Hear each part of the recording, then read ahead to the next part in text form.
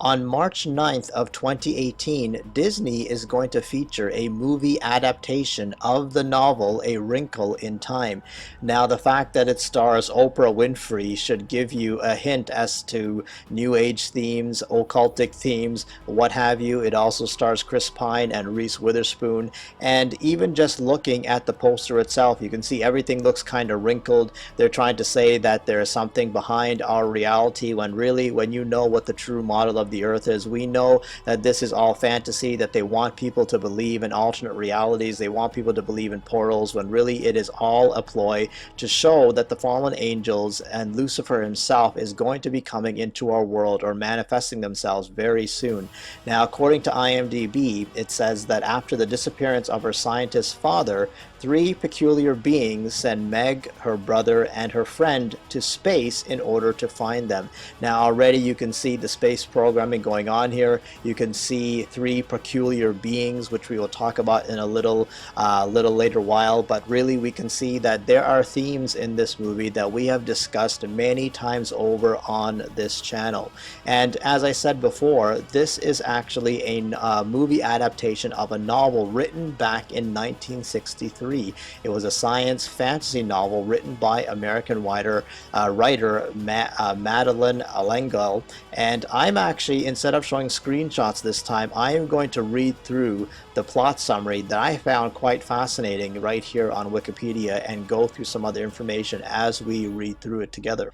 So the plot starts off with 13-year-old Meg Murray's classmates and teachers see her as a troublesome and stubborn student. Her family knows that she is emotionally immature, but also sees her capable of doing great things. The family includes her beautiful scientist mother, her missing scientist father, her athletic 10-year-old twin brothers Sandy and Dennis, and her 5-year-old brother Charles Wallace. Murray, a child prodigy genius who can sometimes read Meg's mind. So already this child seems to have abilities that normal people do not have. Anyway, the book begins with the line, "It was a dark and stormy night," an allusion to the opening words in Edward Bulwer's Lytton's 1830 novel Paul Clifford. Unable to sleep during a thunderstorm, Meg descends from her attic room to find Charles Wallace sitting at the table drinking milk and eating bread and jam. They are then joined by their mother and are visited by their new eccentric neighbor, Mrs. Whatsit. In the course of conversation, Mrs. Whatsit casually mentions there is such a thing as a tesseract, which causes Dr. Murray to almost faint. The next morning, Meg discovers, now before we go on, tesseract, where have we heard that before? We've heard that in Avengers, we've heard that in Captain America, we've heard that, I believe, even in Superman. We have heard of this contraption or this device or this power source, the tesseract, in many different movies, especially the Marvel Avengers series. Anyway, we'll talk about that a little later on. So the next morning, Meg discovers the term refers to a scientific concept her father was working on before this mysterious disappearance. The following afternoon, Meg and Charles Wallace enter Meg's schoolmate Calvin O'Keefe, a high school junior who, although he is a big man on campus, considers himself a misfit as well. They then go on to visit an old haunted house near town, which Charles Wallace already knows is the home of Mrs. Whatsit. There they encounter a companion of Mrs. Whatsit, the equally strange Mrs. Who. She promises that she and her friends will help Meg find and rescue her father. A budding love interest develops between Meg and Calvin. In the evening, Charles Wallace declares it is time for them to go on their mission to save their father. This is accompanied by the appearance of the third member of Mrs. something, Mrs. Witch, who appears to materialize out of nothing. So again, keep in mind this Mrs. Whatsit, this Mrs. Who, and Mrs. Witch, okay? Especially the fact that she can materialize out of nothing. So already you're seeing that these characters are really not human. So Mrs. Whatsit, Mrs. Who, and Mrs. Witch turn out to be supernatural beings who transport Meg, Charles Wallace, and Calvin O'Keefe through the universe by means of tesseract, a fifth-dimensional phenomenon explained as being similar to folding the fabric of time and space. So let's stop right there. So basically, again, they're talking about this tesseract, this device, this power source. Now remember, this novel was written back in the 60s, 1963 to be precise. So interesting that they're talking about this tesseract already.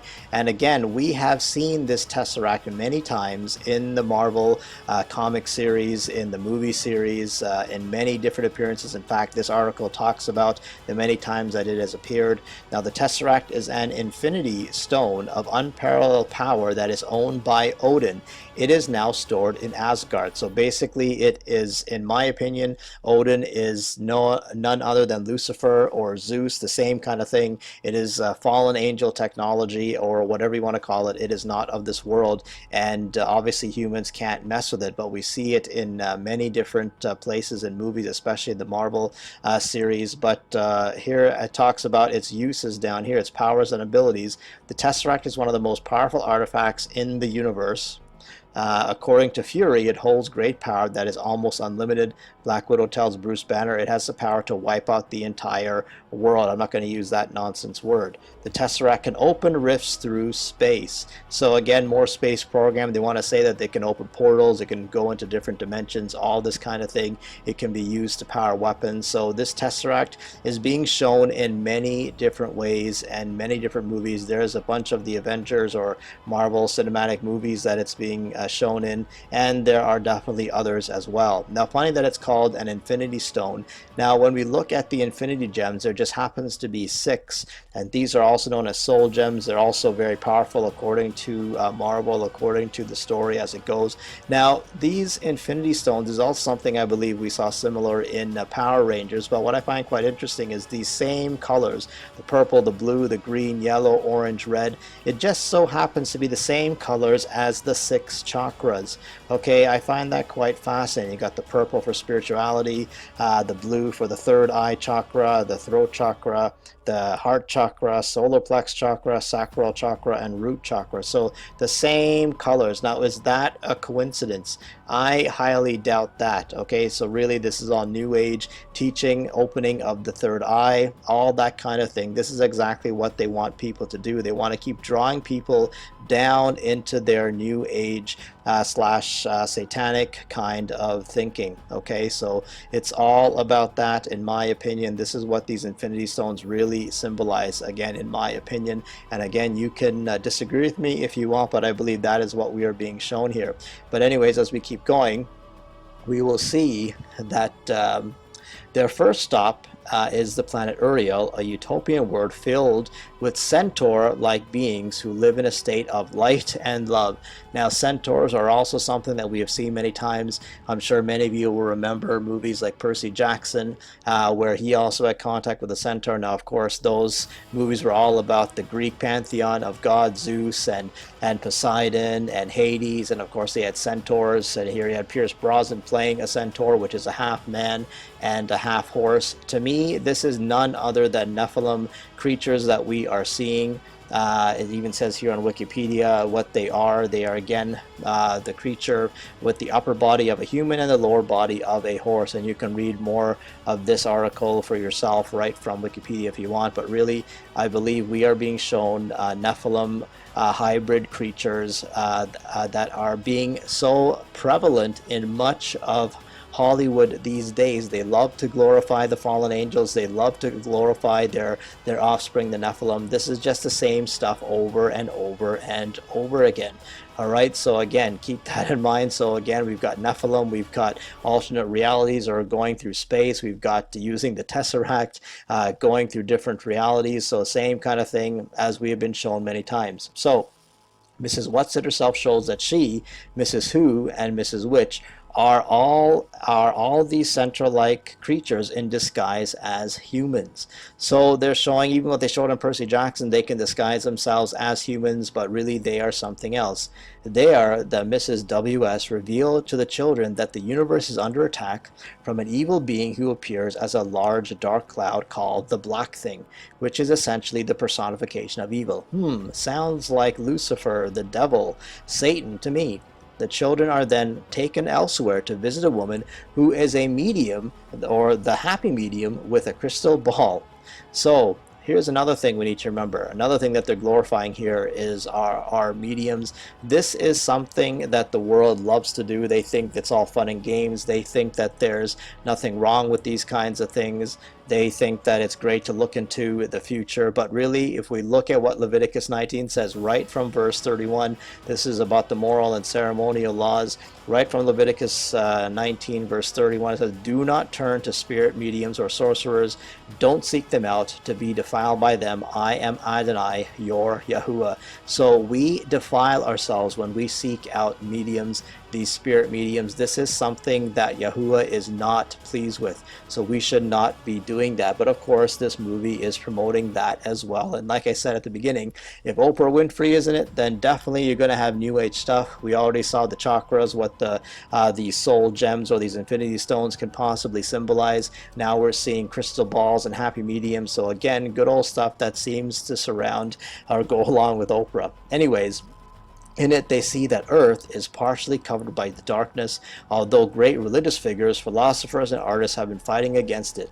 Mrs. Whatsit is revealed to be a former star who exploded in an act of self-sacrifice to fight the darkness. Now, I found this a very interesting line. The fact that Mrs. Whatsit is revealed to be a former star. So when we look at what stars really are, I believe that the stars are angels. They are either the good angels or the bad angels. The word of Yahuwah seems to confirm that. I'll show you some scriptures here right from Revelation 9:1. "And I saw the fifth angel sounded, and I saw a star fall from heaven unto the earth, and to him was given the key of the bottomless pit." Now, if a star wasn't really alive, how could it be given a key? I believe that star is saying that it's an angel that comes from heaven, from the firmament, and is given that key.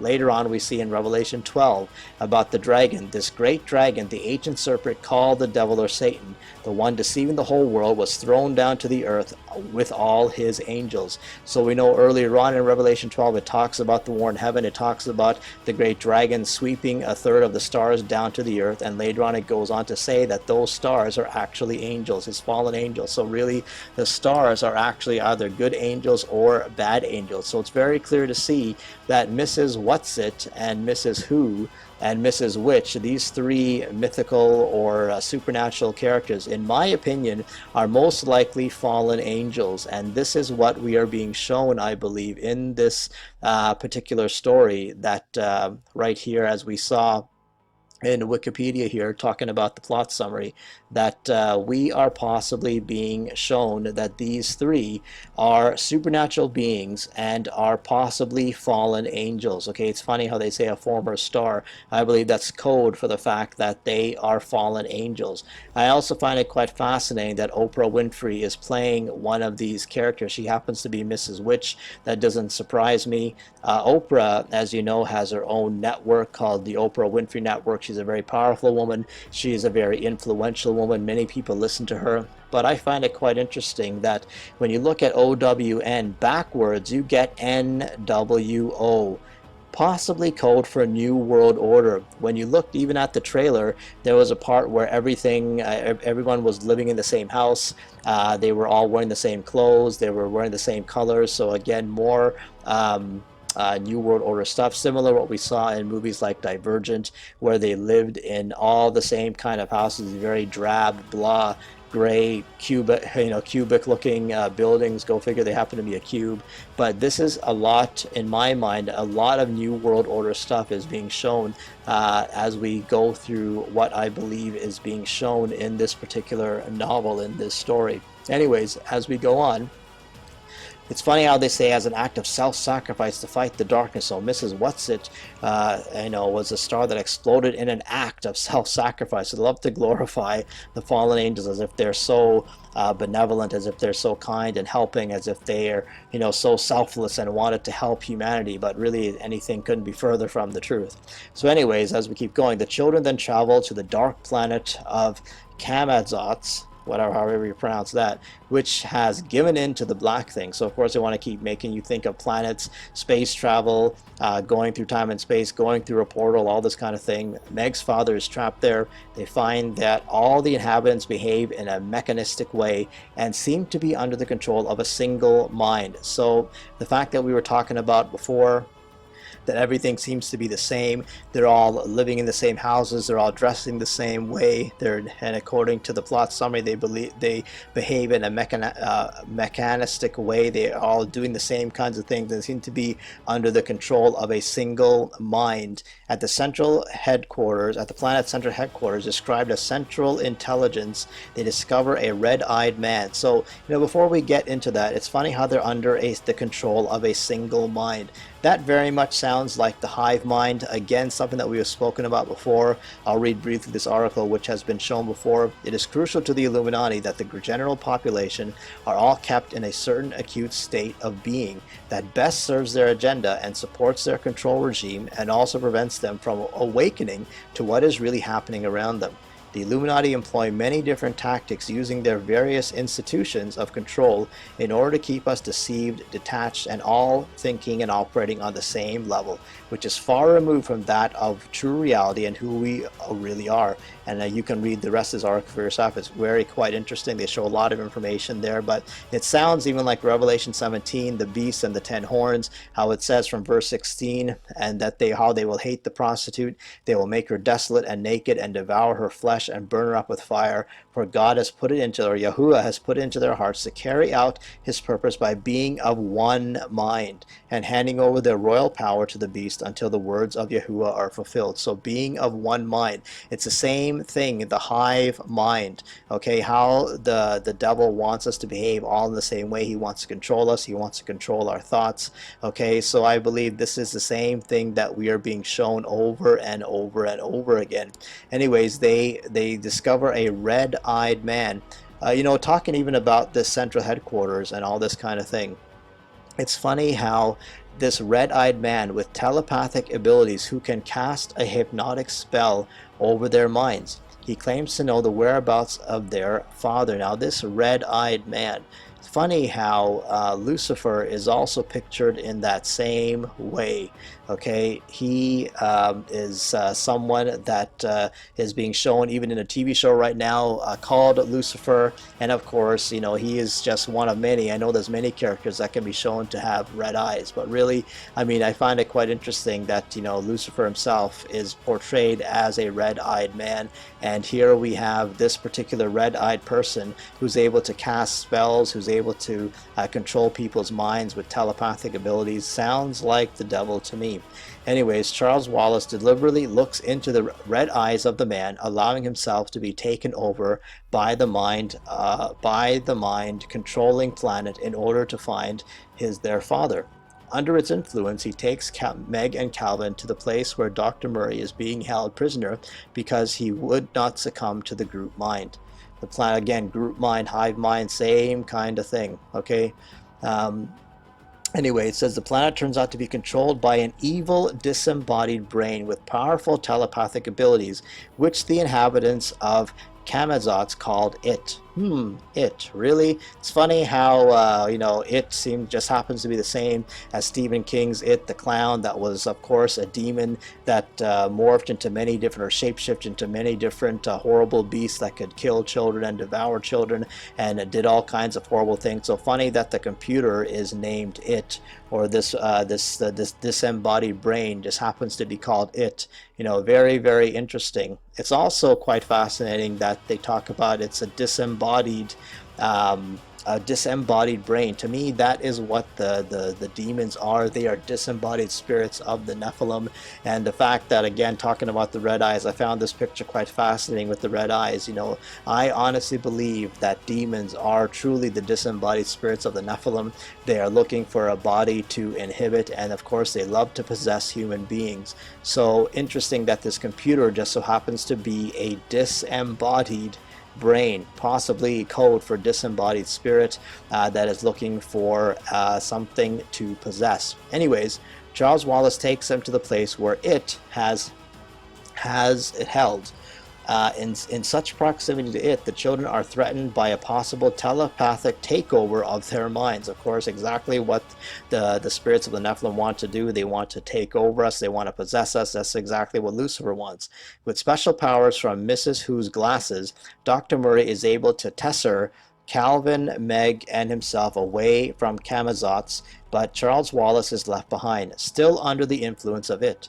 Dr. Murray does not know how to protect Meg from the black thing which surrounds the planet as they test her through it, which nearly kills her. When they arrive on the neighboring planet of Ixchel, Meg is nearly frozen and paralyzed. Calvin and the Murrays are discovered by the planet's inhabitants, large, sightless beasts with tentacles and 4 arms who prove both wise and gentle. So again, in my opinion, these are just, again, the Nephilim being glorified. They're saying that they are large, sightless beasts. Again, if they are large, it's the giants. It's all about, again, Isaiah 13, verse 3, saying that in the last days that Abba Yahuwah, in order to fulfill his wrath, is going to allow the giants to return onto the earth, and we are being shown this over and over and over again. Okay, so as we keep going, Meg's paralysis is cured under the care of one inhabitant who Meg nicknames on to Beast. So again, Beast, all right, the Nephilim, the fallen angels, the Beast, the false Messiah that is coming.